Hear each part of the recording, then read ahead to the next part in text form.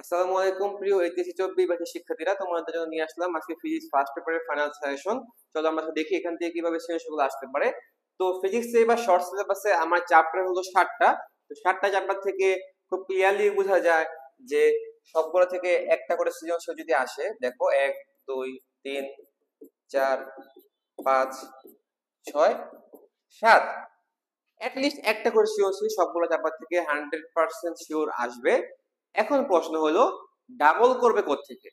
যদি আমরা বিগত কয়েক বছরের প্রশ্ন অ্যানালাইসিস করে দেখি, শর্ট সিলেবাস যতগুলো বছর ধরে আছে তার ডাবলটা হয়ে হলো ভেক্টর থেকে।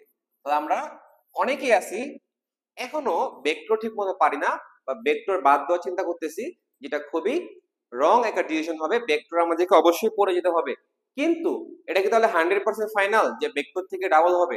না। এবার যদি টিচারের মন চায় যে সে চ্যাপ্টার 10 থেকে ডাবল দিবে, 8 থেকে 7 6 5 4, যে কোনো একটা থেকে টিচারের পছন্দ অনুযায়ী সে ডাবল কোশ্চেন দিতে পারে। আমার কথা হচ্ছে কোত্থেকে ডাবল আসবে এটা তো আমাদের মাথায় কোনো বিষয় না।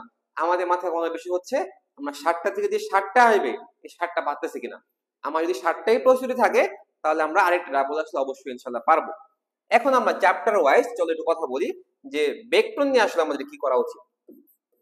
দেখো, তো ভেক্টরের টপিক বিগত কয়েক বছর দেখলে 100% শিওর একটা শিখো আসবে হচ্ছে নদী নৌকা থেকে,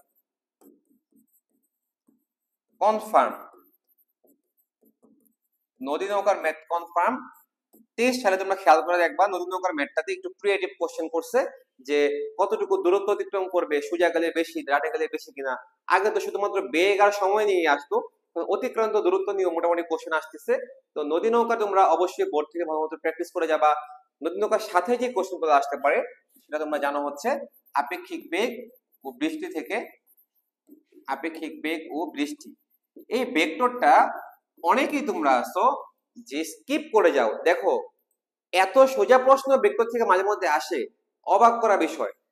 মানে জাস্ট ডট গুণ ক্রস গুণ থেকে সৃজনশীল আসা পড়ে, ডট গুণ ক্রস গুণ থেকে, বা জিজ্ঞাসা করে যে একই সমতলীয় কিনা। হুম, একই সমতলীয় কিনা, যে A dot B cross C equal to 0 হবে কিনা। ক্রস গুণ ফলে কিছু অ্যাপ্লাই অনুযায়ী আসে কোশ্চেন, যেমন সামান্তরিকের ক্ষেত্রফল নির্ণয়। বাহু দেওয়া থাকলে পি ক্রস কিউ, কর্ণ দেওয়া থাকলে half into P cross Q, সামান্তরিকের ক্ষেত্রফল থেকে আসতে পারে। এরপর তোমার আসতে পারে যে একক ভেক্টর বাই করো, মানে 3 নম্বরের জন্য এগুলো আসে। একক ভেক্টর বাই করো, বা সমান্তরাল ভেক্টর বের করো, সমান্তরাল একক ভেক্টর বাই করো, অথবা লম্ব বিক্ষেপ বা উপাংশ নির্ণয় করো। এই কয়েকটা টপিক যদি আমরা ভেক্টর থেকে পড়ে যাই তাহলে দুইটা সৃজনশীল আমরা কমন পেয়ে যাব। এবং তোমার এখানে ভেক্টরের যোগের বিধি কাজে লাগানো লাগতে পারে, যে একটা ত্রিভুজ সমকোণী কিনা ওখানে পিথাগোরাস দিয়ে কাজে লাগানো পারে। সবগুলো ডট গুণফল ক্রস গুণফল যোগের নিয়ম দিয়ে হয়ে যাবে। এখন প্রশ্ন হলো যে কার্ল ডাইভারজেন্স গ্রেডিয়েন্ট আসবে কিনা। এটা একটু লেস ইম্পর্টেন্ট, বিশেষ করে ঢাকা বোর্ডে এখান থেকে কোশ্চেন দেয় না বলতে গেলে, তবে গতবার অনুধাবনে দিয়েছিল। তো এটা তোমরা একটু অবশ্যই প্রিপারেশন নিয়ে যাবা, যারা অন্য অন্য বোর্ডে যাদের একটু অভিজ্ঞতা আছে বাজে প্রশ্ন ফেস করার, তাদের জন্য বলবো কার্ল ডাইভারজেন্স গ্রেডিয়েন্টটা কিন্তু আসার চান্স আছে।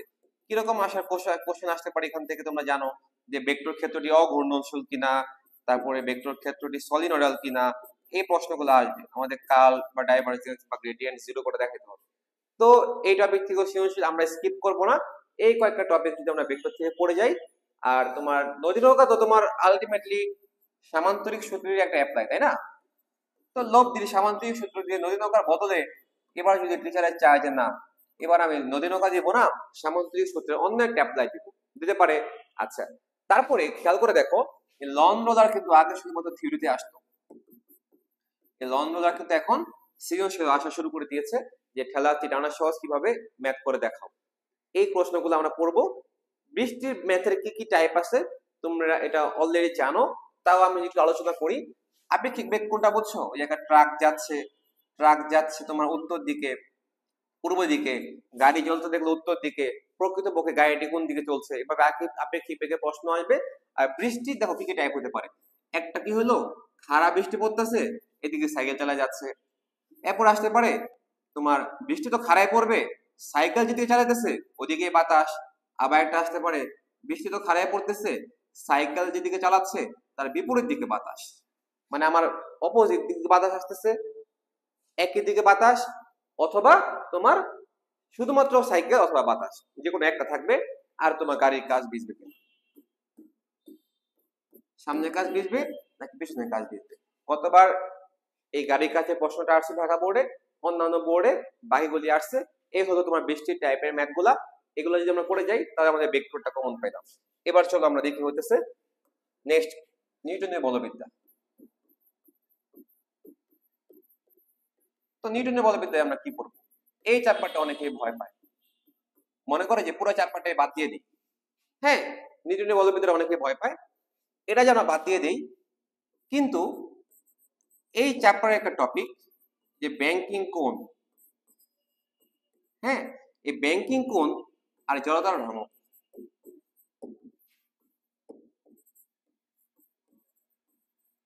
এটা পানির মতো সোজা পানি, এটা হলো আমার H2O। এই ব্যাংকিং কোণ আর জড়তার ভ্রামক টপিক দুইটাই খুব ইজি। আমরা যদি একটু একটু কনসেন্ট্রেট করি এই সিরিয়াসগুলো আমরা করে যেতে পারবো। এর সাথে যেগুলো খুচরা টপিক আছে, আমার টর্ক নির্ণয় করা, কৌণিক ভরবেগ নির্ণয় করা, হ্যাঁ, আমার সংঘর্ষের ম্যাথ, তারপরে ঘর্ষণের ম্যাথ, এই টপিকগুলো যদি আমরা করে যাই তাহলে ইনশাআল্লাহ আমাদের নিউটনের বলবিদ্যার টপিকটা কভার হয়ে যাবে। এটা স্কিপ করা মূল চ্যাপ্টার না, তুমি যতই বলো, তুমি একটু এফোর্ট দাও, গত 2 বছরে বোর্ড প্রশ্ন করো, প্রবলেম গুলো একটু কাউকে দিয়ে সলভ করে নাও, তাহলে নিউটনের বলবিদ্যা নিয়ে ভয় পাওয়ার কোনো কারণ নেই। এখান থেকে লিমিটেড টপিক থেকে কোশ্চেন আসে। এরপর আমরা পড়বো হইতেছে যে কাজ ক্ষমতা শক্তি নিয়ে আমাদের কি কি পড়া লাগবে। দেখো, এই কাজ ক্ষমতা শক্তির মোটামুটি 99% শিওর প্রশ্ন আসবে হচ্ছে কোয়ার ম্যাথ। তো আমি যদি একটু এফোর্ট দিয়ে কোয়ার ম্যাথটা করে যাই, আমার কিন্তু একটা শিওর কনফার্ম হয়ে গেল।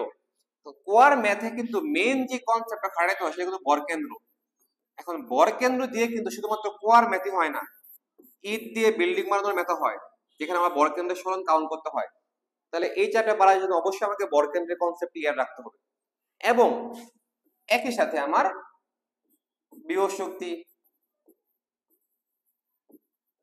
গতিশক্তি, কত উচ্চতায় কোনটা দ্বিগুণ হবে, একটা উচ্চতা থেকে ফেলে দিলাম, হাতুড়ি প্যারাকের ম্যাথ আসতে পারে, বিভব শক্তি গতিশক্তির একটা অ্যাপ্লাইড ফর্ম। তারপরে তোমার আসতে পারে যে এটা ঝর্ণা পড়তেছে, ঝর্ণা থেকে তোমার জলপ্রপাতের উচ্চতা দেওয়া থাকবে বা বেগ দেওয়া থাকবে, তাপমাত্রার পার্থক্য কত, mgh or half mv square equal to ms del theta আসতে পারে। এবং কাজ ক্ষমতা শক্তি চ্যাপ্টারের কিন্তু ঘর্ষণ একটা টপিক, যদিও এটা নিউটনের বলবিদ্যার টপিক, বাট কাজ ক্ষমতা শক্তির সাথে ঘর্ষণটা খুব ভালোভাবে মিক্স করা যায়। অধ্যায় 4 এবং 5 এই টপিকটা মিক্স করে তোমাদের আসতে পারে। এর বাইরে কাজ ক্ষমতা শক্তি থেকে আসার মতো টপিক আসলে নাই। সো তোমরা আরেকটা কোশ্চেন শুনে পড়ে যাবা, সেটা হলো তোমরা সরল দোলকে যে পড়ছো, এই 3টা বিন্দুতে মোট শক্তি সমান দেখানো, বা এখানে আরেকটা বিন্দু দিয়ে দিলাম এ বি সি, মানে যান্ত্রিক শক্তির নিত্যতা, যেটা সেই টপিকটা পড়ে যাবা। আমরা কিন্তু এই শক্তির নিত্যতাটা আগে পড়তাম এই যে এখানে 3টা বিন্দুতে পরন্ত বস্তুর ক্ষেত্রে, কিন্তু এখন আনত তল দিয়ে গড়িয়ে পড়ার সময় বা গাড়ি নামার সময়ও এই আনত তলেও যান্ত্রিক শক্তির নিত্যতা আমাদেরকে কিন্তু কাজে লাগাইতে হয়। আমি যদি আনত তলে যান্ত্রিক শক্তিটা ফলো করি তাহলে তোমার ত্বরণ কিন্তু আর জি থাকে না, জি সাইন থিটা, ত্বরণের উপাংশ নিতে হয়। এই টপিকগুলো যদি আমরা ক্লিয়ার করে যাই তাহলে আমরা ইনশাআল্লাহ কাজ ক্ষমতা শক্তিতে যে সৃজনশীলটা আসবে সেটা 100% কমন পাবো। এরপরে আসো হলো মহাকর্ষ। এই মহাকর্ষটা চ্যাপ্টারটা ছোট হলেও টপিক কিন্তু অনেক বিস্তৃত, হিউজ, অনেক অনেক অনেক, কিন্তু মজার, খুবই মজার টপিক।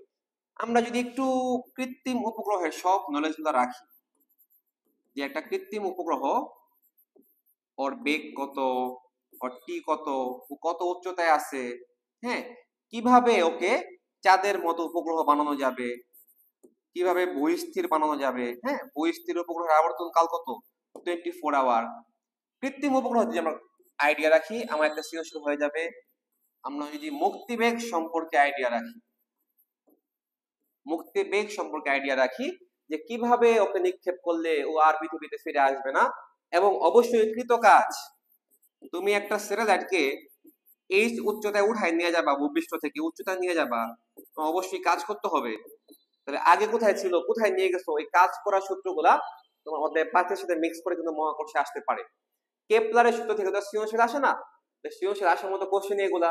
তোমার মঙ্গল গ্রহের ত্বরণের সাথে পৃথিবীর ত্বরণের পার্থক্য দিয়ে তোমার বলতে পারে কোথায় ওজন বেশি হবে, কোথায় ওজন কম হবে, ভর দেওয়া থাকবে, ব্যাসার্ধ দেওয়া থাকবে, কম্পেয়ার করে করতে হবে। মোটামুটি মহাকর্ষ এই টপিকগুলো যখন পড়ে যাই আমরা সৃজনশীল কমন পাবো। এরপরে আমরা যাই হচ্ছে পদার্থের গাঠনিক ধর্ম। খুবই ইজি একটা চ্যাপ্টার, আমি ভিডিও লেন্থি করব না, খুব শর্টে বলে দিচ্ছি।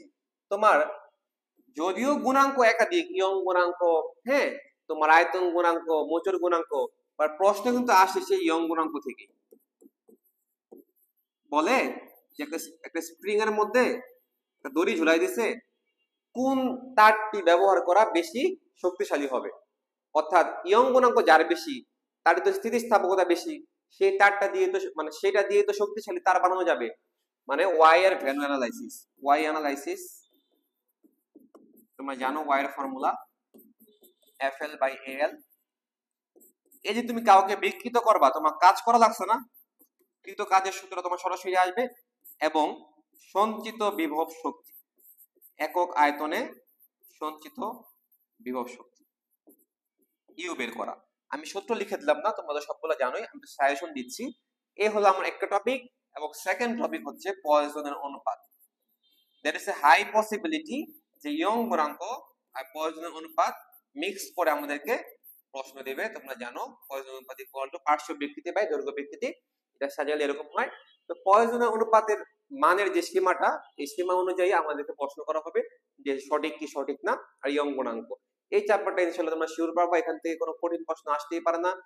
যদিও গতবার কিছু কিছু বোর্ডে কিছু অবাস্তব আজেরা প্রশ্ন দিছে, কিন্তু তোমরা নিশ্চিত থাকো এবার এরকম বাজে প্রশ্ন করবে না, এখান থেকে প্রশ্ন আসবে। এবার হলো না পড়বো হচ্ছে অধ্যায় 8 পর্যাবৃত্ত গতি। এটার সাথে কাজ ক্ষমতা শক্তির সরল দোলকের নিত্যতা, এটা কমন পড়ে গেছে। এটা কাজ ক্ষমতা শক্তি পড়লে এখানে আর পড়তে হবে না। এখানে মোস্ট ইম্পর্টেন্ট যেটা, সেটা হলো পাহাড়ের উচ্চতা নির্ণয়। আমরা জানি পাহাড়ে চলে গেলে গড়ি ফাস্ট অথবা স্লো হয়ে যায়, সেখান থেকে এস নির্ণয় করা এবং সময় নির্ণয়। তোমরা সবাই জানো সূত্রগুলা, টি প্রাইমের ফর্মুলা।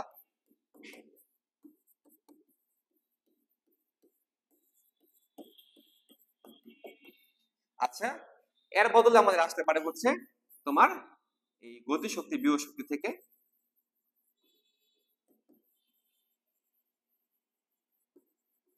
গতি শক্তি বিভব শক্তির সূত্র তোমরা জানো, এটা half K into A square minus X square, এটা হাফ কে এক্স স্কোয়ার। আবার তোমরা পড়ছো x equal to a sin omega t plus del. তো x কে x স্কয়ার দিয়ে না দিয়ে x এর মান দিয়ে করতে পারে। আবার তোমরা শিখছো k equal to omega square m, k এর মানও না দিয়ে m ওমেগা স্কয়ার ভাঙতে পারে। গতিশক্তি বিভব শক্তি যে গ্রাফটা, সেই গ্রাফটা থেকেও আসতে পারে প্রশ্ন। এবং তোমরা জানো যে t এর সূত্রে অনেকগুলো চেহারা, একটা t equal to 2 pi root l by g। এখান থেকে কিন্তু আবার ফার্দার সূত্র বানানো যায়, তোমরা জানো t1 by t2 equal to root over L1 by L2 equal to root over G2 by G1। তারপর তোমার টি এর সূত্র আছে 2 pi root m by k, তারপর আছে 2 pi root e by g। এবং যে টপিকটা আসতে পারে সেটা হলো স্প্রিং। স্প্রিং দিয়ে দুরন্ত ম্যাথ আসতে পারে। স্প্রিং যদি শ্রেণীতে থাকে করতে হয় রোদের মতো সমান্তরালের কাজ, স্প্রিং সমান্তরালে থাকলে রোদের শ্রেণীর মতো যোগ করে দিতে হয়। এই টপিকগুলো মোস্ট ইম্পর্টেন্ট হচ্ছে 1 নাম্বারটা পড়ে গেলে আমরা অধ্যায় 8 থেকে কমন পেয়ে যাবো ইনশাআল্লাহ। নেক্সট সবচেয়ে মজার চ্যাপ্টার যেটা আদর্শ গ্যাস। অনলি দুটা টপিক, একটা হলো বুদবুদ, একটা শেষ হলো বুদবুদ, হ্রদের গভীরতা নির্ণয়, আর এটা কোথা থেকে আসবে বলো তো? আপেক্ষিক আর্দ্রতা অর্থাৎ শিশিরাঙ্ক থেকে, কোথায় কাপড় দ্রুত শুকাবে। এই দুইটা টপিকের বাইরে কিন্তু অধ্যায় 10 থেকে প্রশ্ন আসে না। তবে গ নাম্বারের জন্য তোমরা সিআরএমএস বের করা, গতিশক্তি বের করা, অনুসংখ্যা নির্ণয় করা, তারপরে তোমার গড়মুক্ত পথ নির্ণয় করা, এই টপিকগুলি পড়তে পারো। তাহলে আমাদের অধ্যায় 10-এর থেকেও আমরা একটা সৃজনশীল শিওর কনফার্ম করে ফেলতে পারবো। এই হলো আমাদের ফিজিক্স ফার্স্ট পেপারের সাজেশন।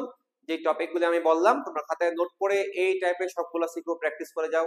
তাহলে ইনশাআল্লাহ ফিজিক্স ফার্স্ট পেপারে আমরা 8টা থেকে 8টা সৃজনশীল কমন পাবো এবং বোর্ড প্রশ্নের জন্য তোমরা বিগত 3 বছরের বোর্ড প্রশ্ন এবং ভালো ভালো 10টি কলেজের প্রশ্ন এমসিকিউ সলভ করে যাবা। তাহলে আমাদের এমসিকিউ কমন পড়ে যাবে। একক, মাত্রা, ডেফিনেশন, ক খ এগুলো খুব সুন্দর করে পড়ে যাবা। তাহলে ফিজিক্স আমাদের ডান।